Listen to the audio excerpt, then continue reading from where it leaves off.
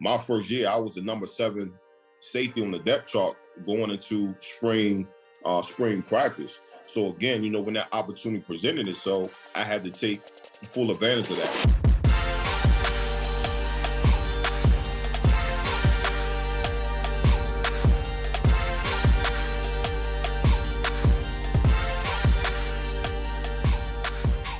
Welcome back to another episode of The Burn. I am Ben Newman, and you got this figured out now. Every single week, we're going to bring you a story of an athlete, an entertainer, a celebrity, somebody performing at the highest possible level because they've made a choice to connect to their burn.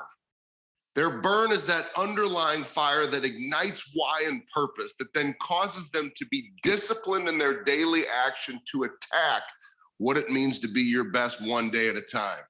And we have today a friend of mine, Antoine Bethea, who has lived this his entire life. Now, let me just set the table for you. Big expectations when you grow up in Newport News, Virginia, and you're an athlete. We're talking Allen Iverson, Michael Vick. You're cut from the cloth that Antoine Bethea is cut from. There's an expectation like you better be great. And so what Antoine did with that expectation, and you're going to hear all about it, is he has built a life, not just in the game of football, but he took what he learned, 14 years in the NFL, 3-time Pro Bowler, Super Bowl champion with the Indianapolis Colts, and he's decided, I'm going to be an author, writing an exceptional book called Bet on Yourself. I'm going to be an entrepreneur, having restaurants, giving back to my community of Newport News, running businesses, and building a life and being a dynamic husband and father. Now, that's how you take expectations in athletics and build a life. So, Antoine Bethea, it is a pleasure. It is an honor. Welcome to The Burn. Man, I appreciate you, Ben. Appreciate you for having me. Well, first, let's start here. So you and I hit it off. We were down at PAC. So it's the pro athlete community put together by Caleb Thornhill. It's about 20 former guys in the NFL talking about transitioning, iron sharpens iron environment, working together, helping each other get to that next level. And truth be told, right? I mean, we hit it off because you had a great pair of Jordan lows on. I like the Jordan lows. I had to go buy the ones that you had on. I got to teach you all about the GOAT app, so I know you're going to be in trouble this holiday season getting everybody in the family hooked up. But what has it been for you in terms of that athlete community? Going back to what I mentioned about those expectations, where did your burn come from, and how important has athletics been to setting that foundation for your life? Man, I think my burn, man, it just comes from my upbringing. First and foremost, my mother, my father, just seeing them coming from humble beginnings, and just how they worked hard. And I just say, it just rubbed off on myself, rubbed off on my oldest brother in life, and as far as, athletics. And you talked about it, growing up in Newport News, Virginia, just growing up around a lot of great athletes. That was just one of the things as a young man that I took to. My older brother played sports, so just continuing that through high school, through college, and fortunate enough to have a 14-year career in the NFL. Just those athletics, man, they teach you so much. They teach you the partnership that you have with your brother alongside of you. It teach you discipline. It teach you accountability, and a lot of things in the football world you can take into your second career.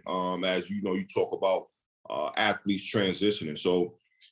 Those type of things, man, it can just help you succeed in life in general. How important is it when you take that burn, you understand those examples that a family sets for you, and then you're creating your own path?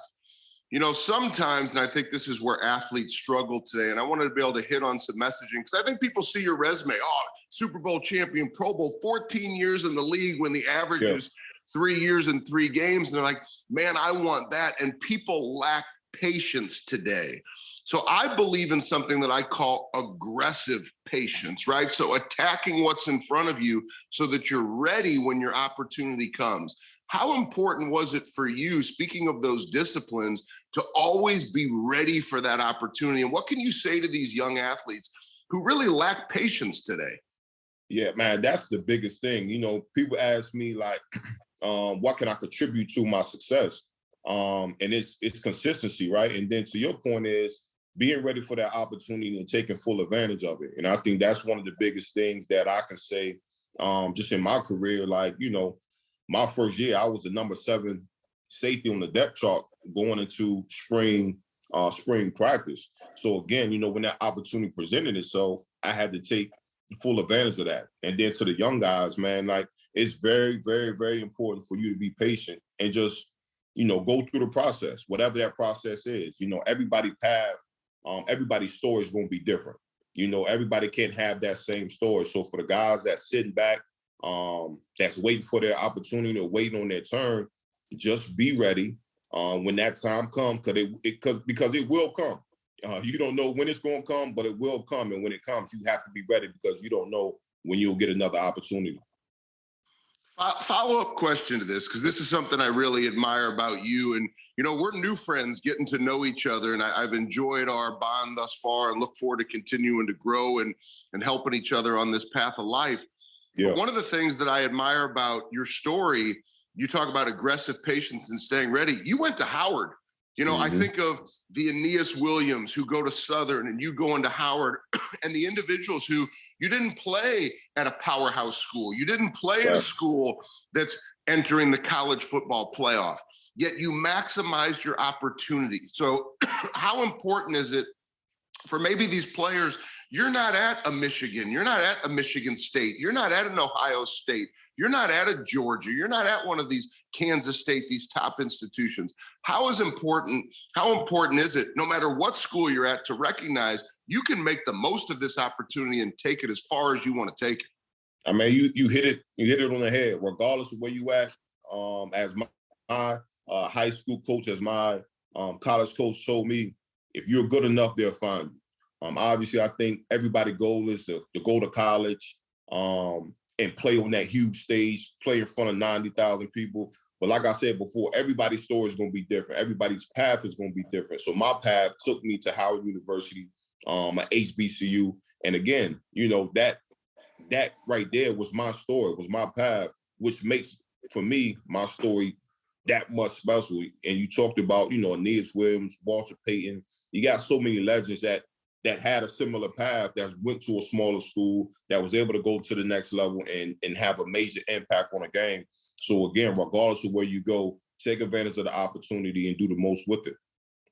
So, and then you mentioned, I love what you just said, your coach telling you, like, maximize your opportunity and they will find you. Yeah. And so here's what I think is unique. We could talk about Super Bowls and we could talk about all those things, but where I really felt you light up is this next phase of your life. So what was it in winning a Super Bowl, becoming a champion, raising that Lombardi trophy? What were those habits and disciplines that have now carried over to you being this example to where you're going back to Howard taking entrepreneurial lessons, right? You're not going back like doing the mental performance coach for the football team. Like, you're going back there creating business opportunities and helping former players there and current players there. So how important has your entrepreneurial career been? Because from the things you share with me, you're winning championships off the field, from your businesses to restaurants. So tell us a little bit about your businesses and your entrepreneurial mind and how important it's been for you to win off the field.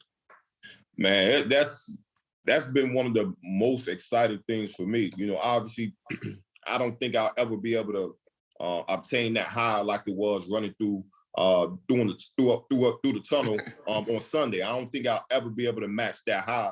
But to your point, transitioning is tough. It's tough for anybody, regardless of what that transition looks like. So for me, being an entrepreneur, man, it's something that's intriguing to me. It's something that pushes me. It makes me, you know, use my mind, right? So we talk about the things that football was able to afford me. So regardless of the Super Bowl championships, the Pro Bowl, it's the life lessons that I was able to learn on a day-to-day basis, right? Being on time, being able to work with people, being dedicated to the craft. Those are the things that I could say that I learned from football and use in entrepreneur in the entrepreneur world. So now, I have a restaurant. And again, that's just a team-oriented business where everybody has to lean on one another for the success of the company, right? So if the company is successful, the employees are successful. So it's just a trickle-down effect.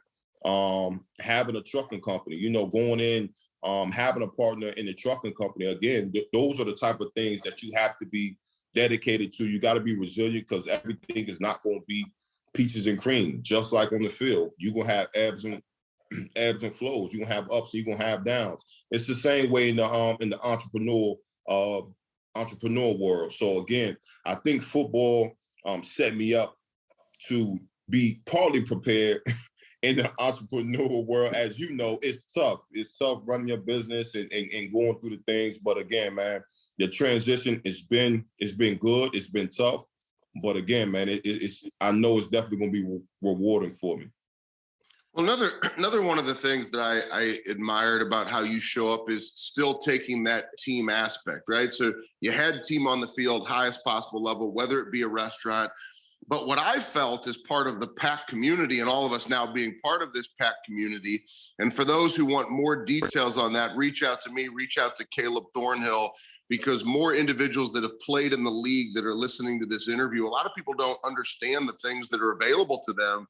And as I watched all of you, and I can't wait, it's actually going to be tomorrow when you guys are making your presentations. I can't wait to see it all come together from the coaching after these last 12 weeks. But it's like, you're like back to a team again.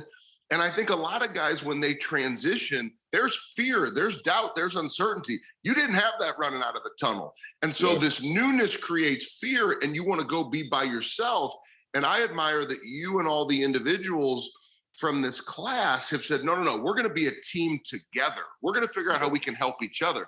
And even if it's not the presentation that you make tomorrow, I know that we're going to be reading stories about businesses that you create from the people that were in that room down in Miami. Didn't you feel that way?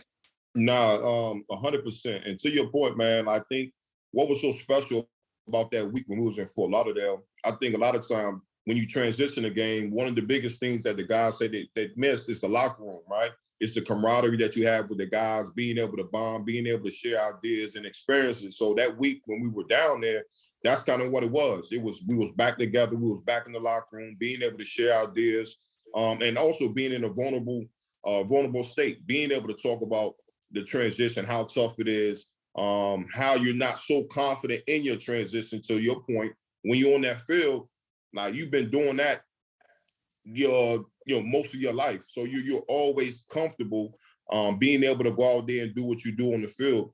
But in this transition, it's tough. It's tough. So when you're able to get guys in a room together and talk about how tough it is, where you see guys are going through similar things, having similar emotions, it was a beautiful thing. And to your point, these past 3 months where you've been there, we've been able to work together and talk on different topics and different issues. And tomorrow, like you said, will we be able to make our pitch on our business plan? It's just been a beautiful thing, man. And I think guys should really tap into the PAC community. Like you said, Caleb Thornhill, he's been doing a magnificent job, and just having touch points where guys are struggling and being able to find solutions for that. Well, final question, because I know legacy is big for you, and you're back in DC ready to do some big things because you've continued to build those relationships that have meant so much to you in so many areas of your life. But here's how I'd like to finish. Speaking to legacy, you take Caleb Thornhill. He bet on himself. I mean, you look at, he is, from a player development standpoint, his career in the NFL, you'd put it up against anybody's. He really rewrote some of the player development plans for many organizations within the system. He's now bet on himself to create PAC to give back to players like you. Chip Pausick, who is one of the founders of PAC, right? At 2U, one of the top educational platforms in the world, all the things that he's done, now giving back to all of you, betting on himself in all these areas to create opportunities to create PAC. And then you've talked about it this whole interview. All you've done your whole life is bet on yourself. And then you go out and write a book called Bet on Yourself. So when you talk about legacy, leaving the world better than you found it, when we work with teams, we always talk about that. When you take that jersey off for the last time and you lay it down in your locker, like, that's it. It's a wrap. There's no more games. Like, did you leave the jersey better than you found it? Right. Writing books, betting on yourself. How much have you believed in that philosophy of we only get one shot and you better leave this place better than you found it? Because understanding the context of the book, I know that's important to you. No, it is, man. And as long as we play this game, again, trophies, the money, whatever the case may be, that's fine. When you leave this earth, and if that's all they can say about you is that, hey, he was a great football player, like you failed. Being able to have that platform, I think the biggest thing for me is just to have the impact on the people, right? What have you done for the people? How have you helped the people? And that's how I live by. That's what I go by. And again, you know, betting on yourself. If you don't bet on yourself, who is? You know, in any aspect of life. And that's why I wrote the book. You know, everybody has their story. Decided to put the pen to the paper and just try to give people motivation, right? If I can do it, anybody can do it, regardless of what, where you at in life, the color of your skin, male, female. Go out there and bet on yourself, and it can be done. And you are living proof that it can be done, and you are still doing it. And I know you're going to end up doing bigger things off the field because your continued commitment to being the best that you can be. And so, Antoine, I look forward to continuing to grow with you. I know we're going to share the stage together for speaking events. We're going to do all kinds of great things together. For sure. I appreciate you. Much love. We will make sure, everybody, you have an opportunity to pick up a copy of Antoine's book. We're going to make sure that you know all the ways that you can stay connected to Antoine and his messaging. And I just want to tell you that I appreciate you. I appreciate the example that you set. And I appreciate that your entire life, you've been an example of what it means to bet on yourself and to have discipline in life. Thanks for being a part of the Burn, Antoine. I appreciate you having me. To each and every single one of you watching, this is what fires me up. This is what life is about. It's about relationships and meeting individuals where it's iron sharpens iron, hearing another story, understanding where an example helps an individual set expectation to go attack belief in their lives, staying connected to that burn, connecting to the why and purpose, and then being disciplined no matter what chapter of your life you are in. So you got to hear Antoine's story. He's already written some amazing chapters, and the best is yet to come. The same is for you. Stay connected to your burn, keep writing that story, and let's keep attacking together. We're in this fight together. Until next week, this has been The Burn.